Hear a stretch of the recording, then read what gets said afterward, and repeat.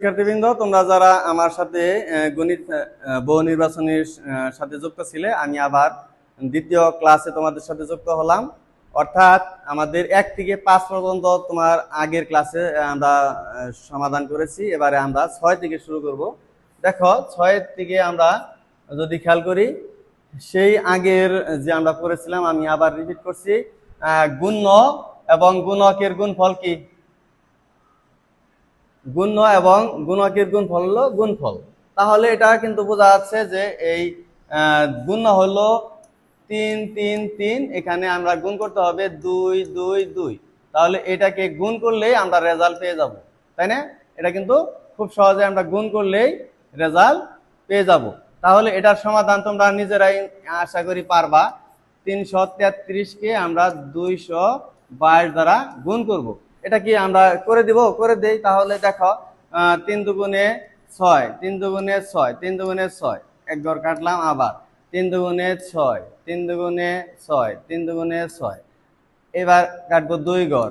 আবার 3 দুগুণে 6, 3 দুগুণে 6, 3 দুগুণে 6, যোগ করলে 6, 6 দুগুণে 12, 2 হাত থেকে 1, 3 6 18, 19 এর 9 হাতে থাকে 1, 6 6 12 13, 3 হাতে থেকে 1, 7, অর্থাৎ 7 3 9 2 6। দেখো, 7 3 9 2 6, অর্থাৎ ছোট ঘর।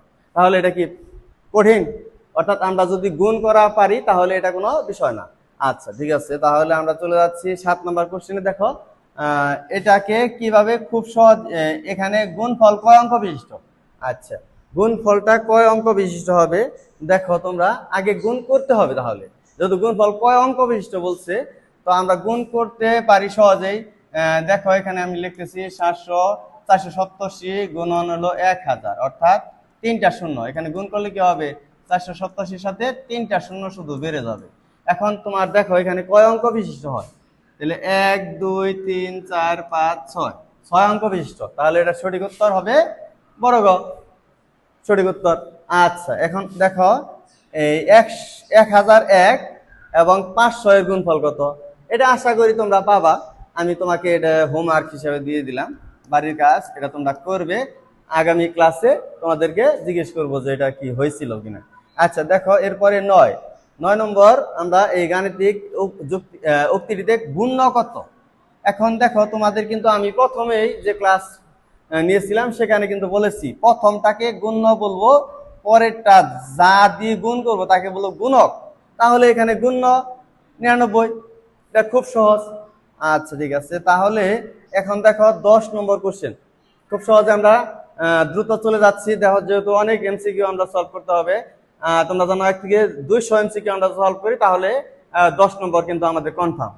তাহলে এই জন্য পরবর্তী ক্লাস অবশ্য তোমরা দেখবে। দেখো, 10 নম্বর কোশ্চেন আমরা দেখতে পাচ্ছি 100 গুণন 13 এর গুণফল কত?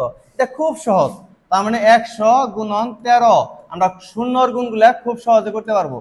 তাহলে আগে যে 13 যে এইটা লিখবো, আর যেহেতু আরো মানে 100 দিয়ে গুণ করলে শুধু একের পরে 2টা শূন্য বাড়বে, তাহলে 2টা শূন্য দিলাম। কত হইলো উত্তর? তাহলে 1300, অর্থাৎ 1300। তাহলে এটার সঠিক উত্তর হবে বর্গ। আচ্ছা, এবারে 11 নম্বর কোশ্চেন আমরা দেখতে পাচ্ছি। দেখো, এটাও কিন্তু খুব সহজ একটা কোশ্চেন। 100 গুণন 100। তাহলে এটা আমরা কি করতে পারি? 100 গুণন 100 এরকম যদি কোনো কোশ্চেন আসে, তাহলে আমরা নিয়ম হলো খুব সহজে যদি করতে চাই টেকনিকে, তাহলে আমরা শুধু গুণ করব 1 আর 1 দ্বারা। 1 কে 1 দ্বারা গুণ করব। 1 কে 1 দ্বারা গুণ করলে 1 হবে। আর এখানে শূন্য 2টা, এখানে 2টা, তার মানে টোটাল শূন্য হবে কয়টা? 4টা। তাহলে সঠিক উত্তর হবে 1 লিখে 4টা শূন্য, অর্থাৎ 10,000। তাহলে আমরা দেখি 10,000 কোনটা আছে? 1 লিখে 4টা শূন্য, অর্থাৎ ক নাম্বার। সঠিক উত্তর ক। সবাইকে ধন্যবাদ। এবারে আমি চলে যাচ্ছি, দ্রুত খুব চলে যাচ্ছি যেহেতু সময় কম। তো 12 নম্বর কোশ্চেন দেখো, 325 গুণন 100। এটাও কিন্তু তোমরা পারার কথা। 325কে 100 দ্বারা যদি আমরা গুণ করি, তাহলে আমরা সহজে এর আগেও শিখছি যে শূন্য জাতীয় যত গুণ থাকবে, আগে যে মূল সংখ্যা ওই সংখ্যাটা আগে লিখবো, অর্থাৎ 325 লিখবো। তারপরে কয়টা শূন্য আছে? এখানে 2টা শূন্য আছে, শুধু 2টা শূন্য বসাই দিব। আশা করি তোমরা বুঝতে পারছো। তাহলে 32,500 আছে খতে, অর্থাৎ সঠিক উত্তর খ। এর পরবর্তী কোশ্চেন আমরা পরবর্তী ক্লাসে সলভ করবো। সবাইকে ধন্যবাদ।